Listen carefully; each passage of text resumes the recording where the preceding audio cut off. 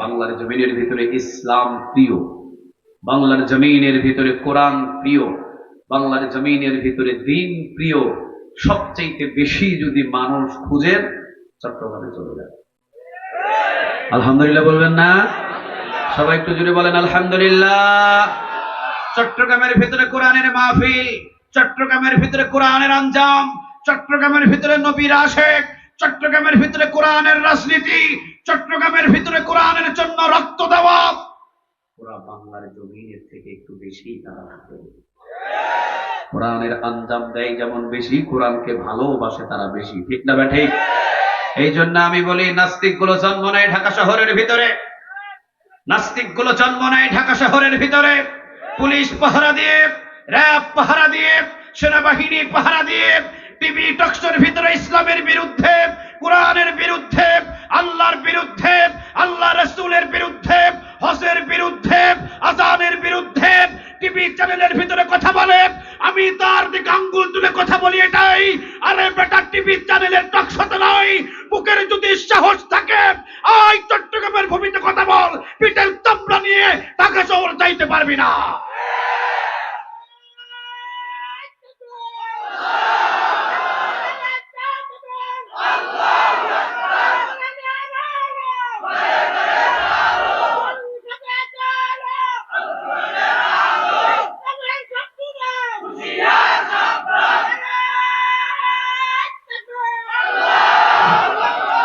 আল্লাহ তুমি কবুল করো। আর একটু জোরে বলেন আমিন। তাহলে মৌমাছির দ্বিতীয় নম্বর গুণ, মৌমাছি কি মানে? কথা বলেন কি মানে?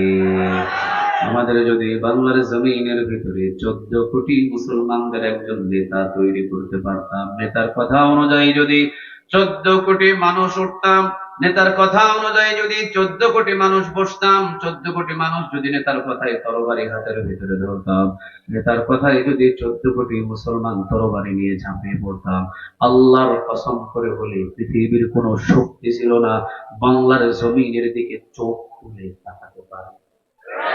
আসতে বলেন ঠিক।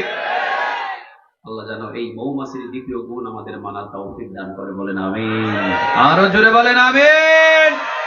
একই কথা আমি বলেছি, 14 কোটি মুসলমান যেইভাবে আমরা নেতা যদি তৈরি করতে পারি বাংলার জমিনে, যেইভাবে বাংলার জমিনের দিকে তাকানোর পৃথিবীর কারো ক্ষমতা নাই।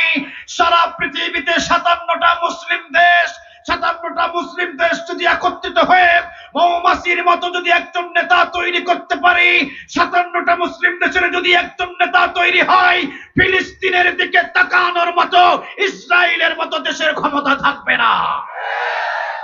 আজকে যদি 57টা মুসলিম দেশ কাবার চত্বরের ভিতরে গিয়ে যদি একত্রিত হয়ে সবাই যদি পরামর্শ করে যদি কাবা ঘরের ইমামকে বলে, ইমাম সাহেব আমরা 57টা মুসলিম দেশের লিডার, 57টা মুসলিম দেশের প্রধানমন্ত্রী, আমরা সবাই এসেছি কাবার চত্বরের ভিতরে, আমরা সকল মুসলিম দেশের ভিতরে আমাদের সেনাবাহিনীর অভাব নাই, র্যাবের অভাব নাই, বিজিবির অভাব নাই, আমরা এসেছি আপনার কাছে একত্রিত হয়ে যাওয়ার জন্য। ফিলিস্তিন যেহেতু কারো একা নয়, ফিলিস্তিন যেহেতু কারো একা নয়, ফিলিস্তিনের মসজিদে আকসা এটা যেহেতু বিশ্বের সকল মুসলমানদের হক, অতএব আমরা 57টা মুসলিম দেশ একত্রিত হতে এসেছি আপনার সামনে। আপনি কাবা ঘরের ইমাম, আপনাকে আমরা নেতা মেনে নিয়েছি। আপনি যদি বলেন 57টা মুসলিম দেশ থেকে আমরা যুদ্ধের গাড়ি নিয়ে, যুদ্ধের অস্ত্র নিয়ে রওনা দিব যুদ্ধ করার জন্য, আপনার হুকুমের শিকার হয়ে আছি।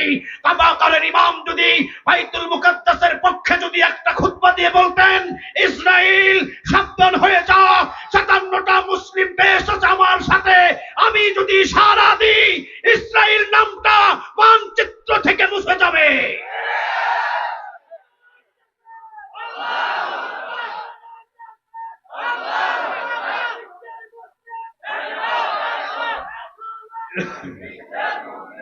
তাহলে মনে করেন 57টা মুসলিম দেশ যদি আমরা মৌমাছির মতো একজন নেতা তৈরি করতে পারতাম, ফিলিস্তিনের উপরে প্রতিদিন বোমা আর কতদিন পড়তো?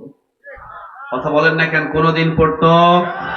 কিন্তু প্রতিদিন বোমা পড়ে, শুধু দেখে কান্না করি, কোনো কিছু করার আমাদের, কথা বলেন না কেন, কোনো কিছু করার। আল্লাহ আমাদের সবাইকে মৌমাছির গুণগুলো মেনে চলার তৌফিক দান করুন, বলেন আমিন। আরো জোরে বলেন আমিন। মৌমাছির আরেক গুণ হলো, মৌমাছি জীবনে কোনোদিন টয়লেটে যায় না। টয়লেটে যায়? কথা বলেন, টয়লেটে যায়। মৌমাছি শুধুমাত্র দেখবেন ফুল বাগানে, শুধুমাত্র ফুল বাগানে গিয়ে ফুল আহরণ করবে আর মৌচাকে চলে আসবে। মৌমাছির গুণ যদি আমাদের মুমিন বান্দাদের ভিতরে আছে, মৌমাছির গুণটা যদি আমাদের ভিতরেও আসে, জীবনে কোনোদিন মমতাজের গানের কনসার্টে নাই, জীবনে কোনোদিন যদি আমরা কখনো কোনো গাজার আসরে, ইয়াবার আসরে, অথবা কোনো ক্লাবের ভিতরে, অথবা কোনো নর্তকী নাসানার ভিতরে যদি না গিয়ে শুধুমাত্র মৌমাছি যেখান থেকে ফুল বাগান থেকে মধু আহরণ করে সেই জায়গাগুলোতে আমরাও যদি যাওয়া শুরু করতাম, শুধু মসজিদে, শুধু মাদ্রাসায়, শুধু কোরআনের মাহফিলে, শুধু কাবায়, শুধু মদিনায়, শুধু মসজিদে মসজিদে যদি মৌমাছির মতো আচরণটা আমাদের ভিতরেও তৈরি হয়ে যেত, জান্নাতের পথ আমাদের জন্য সহজ হয়ে যেত। তাহলে মৌমাছির গুণ এখনো পর্যন্ত আমাদের ভিতরে আসে নাই। আমরা মসজিদেও যাই, আমরা মাহফিলেও যাই, আবার ওইদিকে মমতাজের গানের কনসার্ট হলে ওই দিকেও আমরা যাই। আসতে বলেন ঠিক না বেঠিক? আল্লাহ যেন এই মৌমাছির গুণগুলো মেনে মেনে আমাদের প্রত্যেককে চলার তৌফিক দান করে। একটু আওয়াজ দিয়ে বলেন আমিন। মৌমাছির গুণগুলো যদি আমি বর্ণনা করি, আলোচনার ভিতরে ঢোকায় আমার পক্ষে সম্ভব হবে না, কারণ যেহেতু সময় বড় সংকীর্ণ।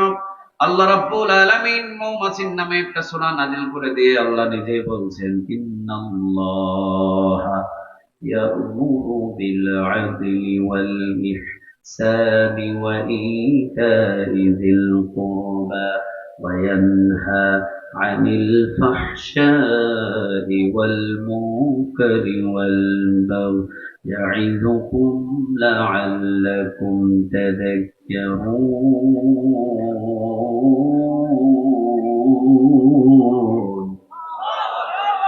আল্লাহ রাব্বুল আলামিন বলছেন, বান্দা মৌমাছির নামে আমি সূরা নাযিল করে এর ভিতরে 90 নম্বর একটা আয়াত দিয়েছি। এত দামি আয়াত, মুফাসসিরিনে কেরাম বলেন যদি কোরআনের কোনো আয়াত না দেওয়া হতো, শুধুমাত্র যদি সূরা আন-নাহলের 90 নম্বর আয়াতটা জমিনের ভিতরে নাজিল করে দিয়ে যদি আল্লাহ বলতেন এর উপরেই শুধু আমল করো, প্রতিটা মানুষ জান্নাতি হয়ে যেত। সুবহানাল্লাহ বাড়িতে গিয়ে বললেন। তাহলে বলেন এই আয়াতের শান, গর্ব, মর্যাদা বেশি না কম? আরো জোরে বলেন, বেশি না কম? অর্থটা বুঝে নেন। ইন্না মানে নিশ্চয়ই, আল্লাহ মানে আল্লাহ। সে আল্লাহর নাম কি? জাতি নামটা ডাক দিয়ে বলেন তো দেখি, একটু আওয়াজ দিয়ে বলেন দেখি, আরো জোরে বলেন দেখি। আল্লাহ। আল্লাহ রাব্বুল আলামিন বলছেন আমি আল্লাহ। আমি কেমন আল্লাহ? আল্লাহু লা ইলাহা ইল্লা হুয়া আল হাইয়ুল কাইয়্যুম। আল্লাহু লা ইলাহা ইল্লা হুয়া আল হাইয়ুল কাইয়্যুম লা তাখুযুহু সিনাতুন ওয়া লা নাওম লাহু মা ফিস সামাওয়াতি ওয়া মা ফিল আরদ। বলেন কথাটা কার? আল্লাহ বলছেন আল্লাহু লা ইলাহা ইল্লা হুয়া আল হাইয়ুল কাইয়্যুম। আমি হলাম আল্লাহ, আমি ছাড়া কোনো ইলাহ নাই, কোনো উপাস্য নাই, কোনো মাবুদ নাই। তিনি কয়জন? হুজুর বলেন কয়জন? কয়জন? কুল হুয়াল্লাহু আহাদ। পড়েন, কুল হুয়াল্লাহু আহাদ আল্লাহুস সামাদ লাম ইয়ালিদ ওয়া লাম ইউলাদ ওয়া লাম ইয়াকুল লাহু কুফুয়ান আহাদ। বলেন কথাটা কার? কুল হুয়াল্লাহু আহাদ, আল্লাহ এক অদ্বিতীয়। আল্লাহুস সামাদ, তিনি অমুখাপেক্ষী। লাম ইয়ালিদ, তিনি কাউকে জন্ম দেন নাই। ওয়া লাম ইউলাদ, তাকেও কেউ জন্ম দেন নাই। ওয়া লাম ইয়াকুল লাহু কুফুয়ান আহাদ, তার সমতুল্য আর কেউ। কথা বলেন, কথা বলেন, তার সমতুল্য আর কেউ। আল্লাহ এটাই বলছেন, আল্লাহু লা ইলাহা ইল্লাহু। আল্লাহ হলেন তিনি যিনি ছাড়া কোনো ইলাহ নাই, কোনো উপাস্য নাই, কোনো মাবুদ নাই। আল হাইয়ুন আল কাইয়্যুম, তিনি চিরঞ্জীব, তিনি চিরস্থায়ী। সব জালিমের মৃত্যু হয়েছে, মৃত্যু হয় নাই একজন মালিকের, তিনি কে? আরো জোরে বলেন কে? ফিরআউনকে ধ্বংস করেছেন কে? নমরুদকে ধ্বংস করেছেন তিনি কে? আব্রাহামকে ধ্বংস করেছেন তিনি কে? কিন্তু তাকে কেউ ধ্বংস করতে পারে? আরো জোরে বলেন পারে? ইতিহাস যত সাক্ষী আছে, নমরুদ, ফেরাউন, আব্রাহাম, আবু জেহেল, আবুল আহাব, উতবা, সাইবা, মুগীরা, সবাইকে ইসলামের বিরুদ্ধে যারা লেগেছিল সবাইকে ধ্বংস করেছেন। বাংলার জমিনের ভিতরে নিজে চোখে আমরা দেখেছি 17টা বছর যত ইসলামের উপরে আঘাত এনেছে, এ যাবৎ বাংলার জমিনে এতটা আঘাত আনা হয়? কথা বলেন হয়? 17 বছর পর যেই রকম জালিমকে পিছনের দরজা দিয়ে পালাতে বাধ্য হয়েছে, এইরকম বাংলাদেশে বিপদ ও বাংলাদেশে কোন প্রেসিডেন্ট পালায়? কথা বলে না, পালায়? তাহলে বুঝে নেন, যত জালিয়াতি করেছে, যত জুলুমি করেছে, শাস্তিও তার তত বড় হয়েছে। ঠিক না বেঠে? 18 রকমের খাবার রান্না করে না খেয়ে পিছনের দরজা দিয়ে পালাতে বাধ্য হয়েছে। সে আল্লাহ এখনো আছে না নাই? আরো জোরে বলেন, আছে না নাই? আল্লাহ বলছেন, লা তাখুযুহু সিনাতুন ওয়ালা নাওম, আমি হলাম সেই আল্লাহ, যে আল্লাহ আমার ঘুম নাই, আমার তন্দ্রামি নেই।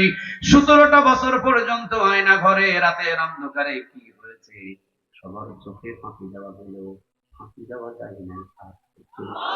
আরো জোরে বলেন এবার আল্লাহ বলছেন যে আমি সেই আল্লাহ, লাহু মা ফিস সামাওয়াতি ওয়া মা ফিল আরদ, আসমান এবং জমিনে যা কিছু আছে সবকিছুর মালিক কে? আরো জোরে বলেন। আল্লাহ বলছেন, লাহু মা ফিস সামাওয়াতি ওয়া মা ফিল আরদ, আসমান এবং জমিনের ভিতরে যা কিছু আছে সবকিছুর মালিক আমি আল্লাহ। আমার এই জমিনের ভিতরে আমার আল্লাহর আইন বাস্তবায়ন হবে। আমার এই জমিনের ভিতরে যদি আমার আইন বাস্তবায়ন করতে গিয়ে যারা বাধা হয়ে দাঁড়াবে, ইতিহাস সাক্ষী আছে, নমরুদ টিকে থাকতে পারে নাই, ফেরাউন টিকে থাকতে পারে নাই, আব্রাহাম টিকে থাকতে পারে নাই। নতুন কোন জালিম যদি আমার জমিনে আমার দিন কায়েমে বাধা হয়ে দাঁড়ায়, সেও টিকে থাকতে পারবে না। ঠিক না বেঠে? এটা কার কথা? আরো জোরে বলেন, কার? টিকে থাকতে পারছে? কথা বলেন, টিকে থাকতে পারছে? আল্লাহ বলছেন যে যত বড় জালিম হয়েছে আমার জমিনে, আমি তাকে তত ছোট জিনিস দ্বারা শেষ করে দিয়েছি। সুবহানাল্লাহ বলবেন না?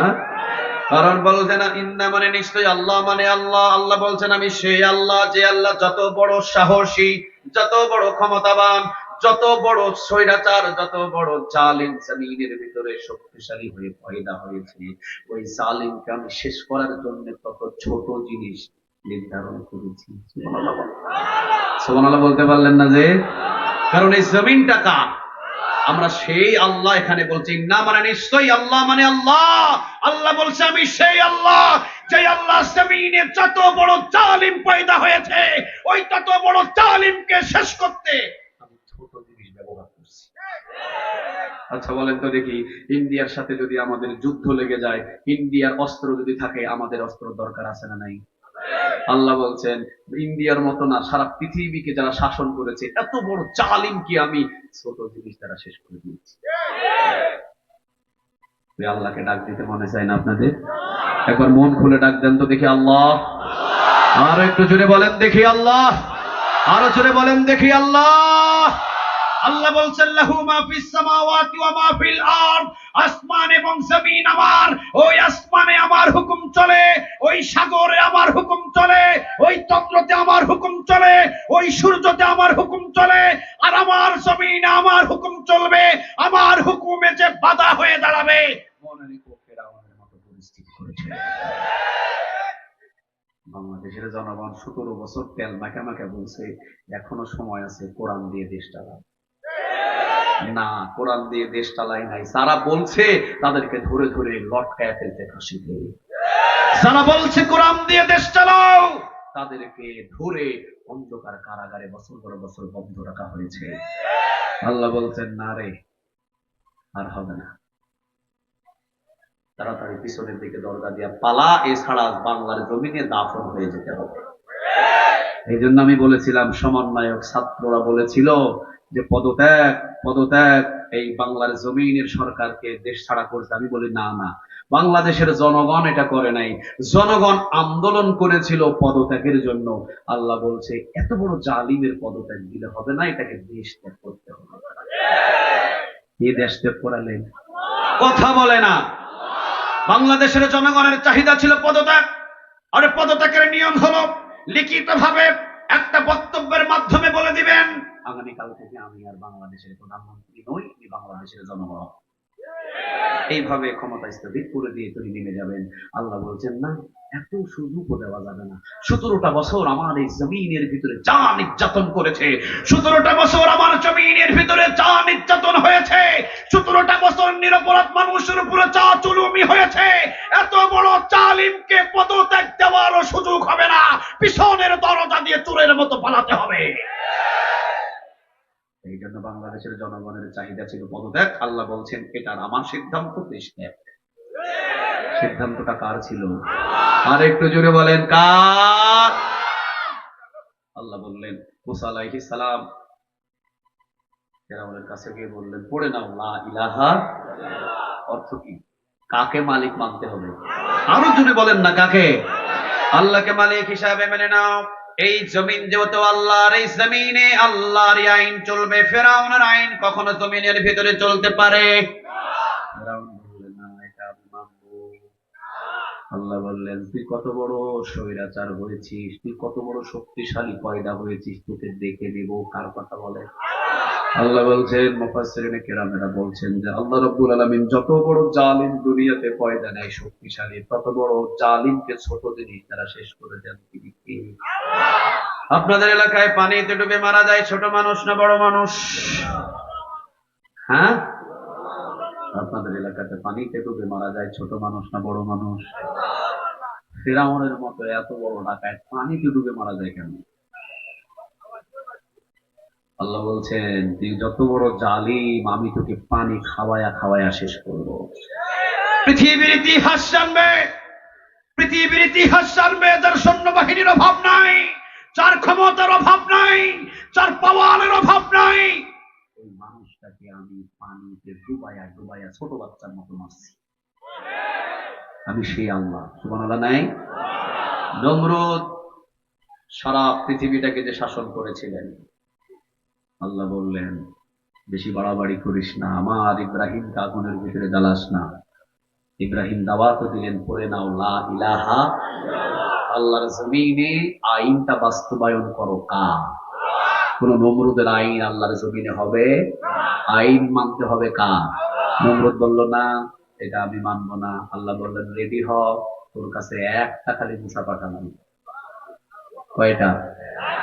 সারা পৃথিবীটাকে যেই জানোয়ার শাসন করেছে, সারা পৃথিবীটাকে যেই জানোয়ার শাসন করেছে, এত বড় একজন ক্ষমতাবান, আল্লাহ বললেন একটা ল্যাংড়া মুসা দ্বারা আমি তাকে শেষ করেছি। আমি সেই আল্লাহ। সুবহানাল্লাহ বলতে পারলেন না? আব্রাহাম আসলেন হস্তি বাহিনী নিয়ে কার ঘর ভাঙার জন্য? আমার ঘর, আপনার ঘর, কার ঘর? আরো জোরে বলতে হবে কার? আব্রাহাম আসলেন কাবা ঘর ভাঙার জন্য। আব্রাহাম আসলেন হস্তি বাহিনী নিয়ে কাবা ঘর ভাঙার জন্য। বড় বড় ফেরেশতা পাঠাইছিলেন না? হ্যাঁ, আল্লাহ ওইদিকে হস্তি বাহিনী, আল্লাহ এইদিকে আরেকটা হস্তি বাহিনী পাঠাইছিল, তাই না?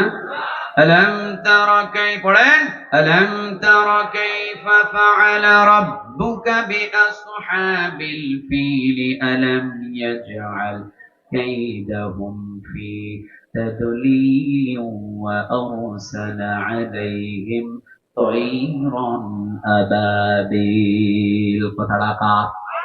আল্লাহ রাব্বুল আলামিন বলছেন হস্তি বাহিনী, এত বিশাল বাহিনী, এত বড় বড় হাতি নিয়ে যারা রওনা হয়েছে, আব্রাহাম হস্তি বাহিনীদের শেষ করার জন্য আমি পৃথিবীর ইতিহাসে রেখে দিলাম ছোট ছোট আবাবিল পাখি পাঠিয়েছিলাম। সুবহানাল্লাহ নাই?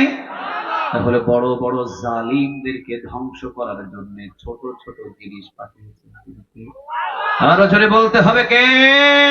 মুফাসসিরিনে কেরাম বলছেন ফেরাউনের মতো জালিমকে ধ্বংস করেছে পানিতে ডুবিয়ে, নমরুদের মতো এত বড় জালিমকে ধ্বংস করেছে একটা লম্বড়া মশা ডাংরা মশা দিয়ে, এমনকি আব্রাহামকে ধ্বংস করা হয়েছে ছোট ছোট আবাবিল পাখি দিয়ে। আবার কিছু কিছু জালিম যখন ইসলামের কাছে বাধা হয়ে দাঁড়ায়, তাদেরকে শেষ করার জন্য আবাবিল পাখি নয়, কলিজার ভিতরে শুধু ভয় ঢুকিয়ে দেয়। ভয়ের ভিতরে বাংলাদেশ থাকতে বাধ্য হয়, ঠিক না বেঠে? শুধু ভয় ঢুকাইয়া দিছে। কথা বলেন কি?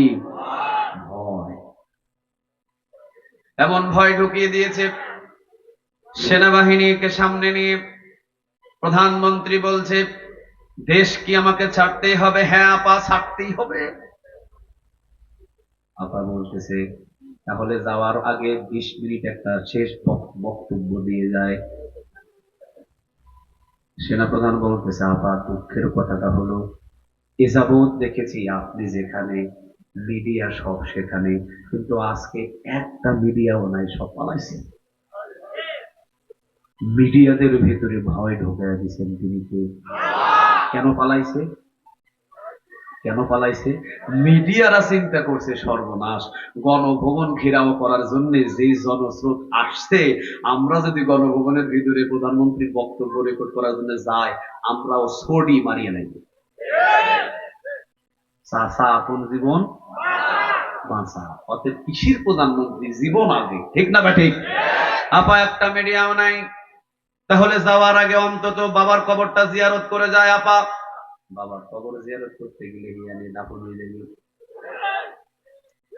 আপা সময় নাই, তাহলে ব্যাগপত্র গুলো গোছায়। আপা পরে যদি বাঁচা থাকেন ব্যাগপত্র পাঠানো পাঠায় দেওয়া হবে, জানি আগে বাঁচেন। বোনকে নিয়ে হেলিকপ্টারে উঠে রওনা দিলেন। বলেন এই যে দ্রুত খাবার 18 রকমের রান্না করা হয়েছে, না খাই যে রওনা দিলেন, এই ভয়টা কি? আরো জোরে আওয়াজ দিয়ে বলতে হবে কে? আল্লাহ বলছেন জমিন আমার, লাহু মা ফিস সামাওয়াতি ওয়া মা ফিল আরদ, আমার জমিনের ভিতরে আমার দিন কায়েমে যারা বাধা হয়ে দাঁড়াবে, আমার এই এত সুন্দর তৈরি করা মানুষদের উপরে নিরপরাধ ভাবে, অন্যায় ভাবে, অত্যাচার ভাবে পাখির মতো গুলি করে মারবে, আমার জমিনে যারা রাজত্ব চালাতে চাইবে, ফেরাউনকে আমি টিকতে দিই নাই, নমরুদকে আমি টিকতে দিই নাই, আব্রাহামকে টিকতে দিই নাই। তুই তো সাধারণ মানুষ, ভয় এমন ভিতরে ঢুকাইয়া দিব, তুই পালাবি না, বাংলাদেশের তোর দলীয় সকল নেতাকে পালাতে হবে। তোর সকল নেতা শুধু পালাবে না, বাংলাদেশের ভিতরে তোর দলীয় যত নেতার মসজিদের সভাপতি ছিল তাকেও পালাতে হবে। শুধু তোর দলীয় মসজিদের সভাপতি পালাবে এমনটা নয়, তোর দলীয় যত মসজিদের খতিব আছে, খতিব ছেড়ে পালাতে হবে। এই সব ভয় তাদের ভিতরে কে ঢুকাইয়া দিছিল? আরো জোরে বলেন। ওই আল্লাহ এখানে বলছেন ইয়ামুরু, আমি আল্লাহ তোমাদেরকে ওয়াজ করছি। সুবহানাল্লাহ বলেন। আচ্ছা, আল্লাহর এত বড় পাওয়ারফুল আল্লাহর ওয়াজ যদি আমরা গ্রহণ করে নিই, আমাদের কি ক্ষতি হয়ে যাবে? কথা বলেন, আমাদের কি ক্ষতি হয়ে যাবে? আল্লাহ বলছেন তোমরা কখনো আমার উপরে আস্থা উঠায়ো না। চুকে চুকে যত জালিমদেরকে আমি শেষ করেছি, আমার পথেই হাঁটো, আমি তোমাদের জন্য অভিভাবক একাই যথেষ্ট, ঠিক না বেঠে? কোন মানুষ তোমাদের অভিভাবকের কোনো দরকার? আমাদের অভিভাবকের নাম কি? আরো জোরে বলেন, নাম কি? 13টা বছর যে মানুষটা জেলখানায় ছিলেন, বাড়িতে থাকলে বউ রাতের বেলা খবর নিতেন, গরম পানি করে দিতেন, একটু পান দিতেন, একটা রং চা দিতেন, শুধু 13টা বছর পর্যন্ত পরিবারের সকল মিল মহব্বত খেদমত ইহসান থেকে বঞ্চিত হয়ে একা একা জেলখানার ভিতরে জীবন কাটালেন। কাকে অভিভাবক মেনে নিয়ে? আরো জোরে বলেন, কাকে অভিভাবক মেনে নিয়ে? এই জন্য চট্টগ্রামবাসী আপনাদেরকে জানিয়ে দিয়ে যাই, আজকের এই কোরআনের মাহফিল থেকে শপথ নিতে হবে, জীবন দিব, রক্ত দিব, ঘর দিব, বাড়ি দিব, সব কিছু দিব, কিন্তু ঈমান দিব না, ঠিক না বেঠিক? কারা কারা রাজি? লিল্লাহে তাকবীর, লিল্লাহে তাকবীর, নারে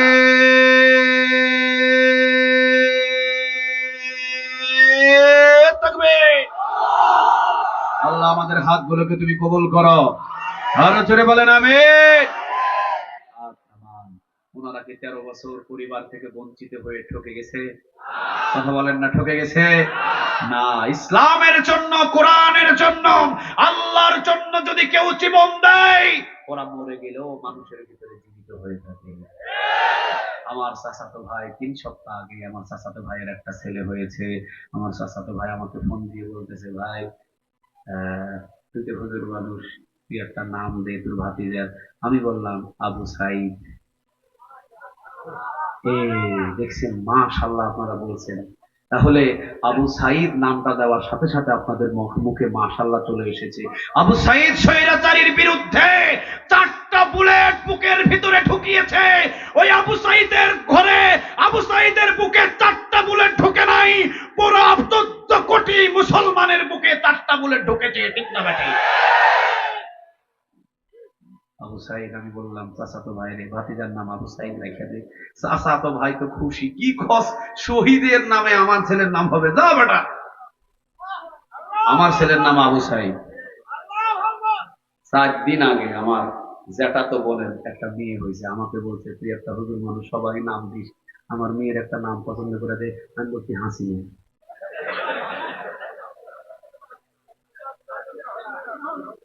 হাসতেছেন কেন আপনারা? চিন্তা করে দেখেন, একজনের নাম একটু আগে বললাম, সবাই বললেন মাশাআল্লাহ, এখন যার নাম বললাম সবাই হাসতেছেন। এই যে জীবিত থাকার পরেও মরে গেছে, আর একজন মরার পরেও জীবিত হয়ে আছে, এই কাজটা কে করে? আরো জোরে বলেন, কে করেন? আবু সাইদ মারা গেছে, কিন্তু আমাদের প্রত্যেকের কলিজায় সে এখনো জীবিত হয়ে আছে, আর উনি জীবিত থাকতে মরে গেছে। চিন্তা করতে পারছেন? জ্যাঠাতো বোন বলতেছে তুই হুজুর মানুষ মনে করে তোরে বিশ্বাস করে ফোন দিয়েছিলাম, তুই যে আমার ছোট বাচ্চার উপরে এত জালিয়াতি করবি আমি জানি না। থাক, তোর মতো হুজুরের কাছে আমার বাচ্চার নাম নেওয়া লাগবে না, ফোন কাটি দিলাম। এ যাবো যত আমার বংশের বাচ্চা হবে তোর কাছে কোনোদিন আর ফোন দিবি না। চিন্তা করে দেখেন, ইসলামের জন্য যদি, আল্লাহর জন্য যদি, দিন কায়েমের জন্য যদি, আল্লাহকে অভিভাবক মেনে নিয়ে যদি, আল্লাহর ওয়াজগুলো যদি কলিজার ভিতরে মেনে নিয়ে, আল্লাহর হুকুম আল্লাহর নিষেধ যদি জমিনের ভিতরে মেনে যেতে পারেন, আপনার মৃত্যু হবে কিন্তু আজীবন মানুষ আপনাকে মনে রাখবে। বাংলাদেশের ভিতরে 13টা বছর যে নির্যাতিত করে আল্লামা সাঈদী বিদায় হয়ে গেছে, প্রতিবার মানুষের কলিজায় তার ভালোবাসা নাই? কথা বলেন, ভালোবাসা নাই? নিজামী সাহেব যে দুনিয়া থেকে বিদায় হয়ে গেলেন, কাদের মোল্লা যে দুনিয়া থেকে বিদায় হয়ে গেলেন, কোরআনের জন্য, আল্লাহর জন্য, আল্লাহর রাজ কায়েমের জন্য, তাদের প্রতি কি আমাদের ভালোবাসা নাই? ভালোবাসা আছে, আজীবন আল্লাহ কলিজায় ভালোবাসা রেখে দিবে। সুবহানাল্লাহ বলেন। এই জন্য আল্লাহ রাব্বুল আলামিন বলছেন, বান্দারে শোনো, ইন্না মানে নিশ্চয় আল্লাহ, মানে আল্লাহ, আমি সেই আল্লাহ যে আল্লাহ যুগে যুগে সমস্ত জালিমদেরকে শেষ করেছি। আমি আল্লাহ রাব্বুল আলামিন সেই আল্লাহ যে আল্লাহ যুগে যুগে সমস্ত স্বৈরাচারীকে বিদায় করেছি। আমি সেই আল্লাহ ওয়াজ করছি তোমাদের চোখের সামনে। চলে আসছে? হ্যাঁ, ও আচ্ছা আচ্ছা আচ্ছা আচ্ছা। আল্লাহ রাব্বুল আলামিন বলছেন, আমি সেই রব, আমি সেই মালিক। আমার পরিবারের ভিতরে তোমরা যদি একবার ঢুকে পড়ো, আমি আল্লাহ একাই তোমাদের অভিভাবক, যথেষ্ট। ঠিক না ঠিক? আর কোন অভিভাবকের দরকার? তাহলে আল্লাহ বলছেন ইন্না মানে নিশ্চয়, আল্লাহ মানে আল্লাহ, ইয়ামুরু মানে আল্লাহ বলছেন আমি ওয়াজ করছি। ওয়াজটা মাহমুদুল হাসানের নয়, ওয়াজটা কার? আরো যদি বলেন কার? এবার আল্লাহ রাব্বুল আলামিন বলছেন আমার ওয়াজটা হলো বান্দারে। মাহমুদুল হাসান যখন ওয়াজ করে তখন ভাগ ভাগ করে ওয়াজ করে, এইটা করো, ওইটা করো, অমুকে যাও, তমুকে যাও। এম হাসিবুর রহমান সাহেব যখন ওয়াজ করে তখন তোমাদেরকে এই দিকে বলে এই দিকে যাও, ওই দিকে যাও, সামনে যাও, পিছনে যাও। আমি আল্লাহ রাব্বুল আলামিন 6টা বিষয় নিয়ে তোমাদের চোখের সামনে 6টা বিষয় নিয়ে ওয়াজ করলাম। ওয়াজটা মাহমুদুল হাসানের নয়, ওয়াজটা কার? আল্লাহ বলছেন 6টা বিষয়ে আমি ওয়াজ করলাম, 3টা বললাম ধরতে, আর 3টা বললাম ছাড়তে। সুবহানাল্লাহ বলে। ওয়াজ কিন্তু বেশি লম্বা নয়, মাত্র 3টা ধরতে বলছেন, 3টা ছাড়তে বলছেন। তিনি কে? আল্লাহ বলছেন আমি 3টা ধরতে বললাম, 3টা ছাড়তে বললাম। 3টা যদি ধরে ফেলো, 3টা যদি ছেড়ে ফেলো, মানে 3টা যদি ধরো আর 3টা যদি ছাড়ো, কি হবে শোনো। ইয়াইদুকুম লাআল্লাকুম তাযাক্কারুন। পৃথিবীর ভিতরে যদি কোন দেশের প্রধানমন্ত্রী 3টা ধরে আর যদি 3টা ছাড়ে, ওই প্রধানমন্ত্রীর আন্ডারে যতগুলো জনগণ থাকবে সমস্ত জনগণদেরকে আমি শ্রেষ্ঠ জাতি বানায় দিব। পৃথিবীর ভিতরে শ্রেষ্ঠ মানুষ ছিলেন নবীরা, শ্রেষ্ঠ মানুষ ছিলেন সাহাবীরা। ঠিক না ভাই? ঠিক। মুহাম্মাদুর রাসূলুল্লাহ ওয়াল্লাযীনা মা'আহু আশিদ্দাউ আলাল কুফফারি রুহামাউ বাইনাহুম। বলেন কথাটা কার? আরো জোরে বলেন কার? মুহাম্মাদুর রাসূলুল্লাহ, তিনি হলেন রাসূল। রাসূল আমরা পৃথিবীর কেউ বানাতে পারবো না, রাসূল বানান তিনি কে? আল্লাহ রাব্বুল আলামিন বললেন ওয়াল্লাযীনা মা'আহু আশিদ্দাউ আলাল কুফফার। সাহাবীরা মানে রাসূল সাল্লাল্লাহু আলাইহি ওয়াসাল্লামের সাথীরা। সাথীরা মানে এখানে বোঝানো হয়েছে সাহাবীরা। সাহাবীরা ছিলেন নিজেদের ভিতরে পুষ্পকমল, আর কাফেরদের ভিতরে ছিলেন বজ্র কঠোর। এই জন্য শ্রেষ্ঠ মানুষ তাদেরকে বানিয়ে দিয়েছিলেন তিনি কে? আল্লাহ রাব্বুল আলামিন এখানে বলছেন ইয়াইদুকুম লাআল্লাকুম তাযাক্কারুন। তিনটা আদেশ দিয়েছি আমি, ওয়াজ তিনটা বললাম ধরতে, আর তিনটা বললাম ছাড়তে। তিনটা ছেড়ে দাও, আর তিনটা ধরে ফেলো। আমি আল্লাহ রাব্বুল আলামিনের যদি ওয়াজ তিনটা ধরো আর যদি তিনটা ছাড়ো, ইয়াইদুকুম লাআল্লাকুম তাযাক্কারুন।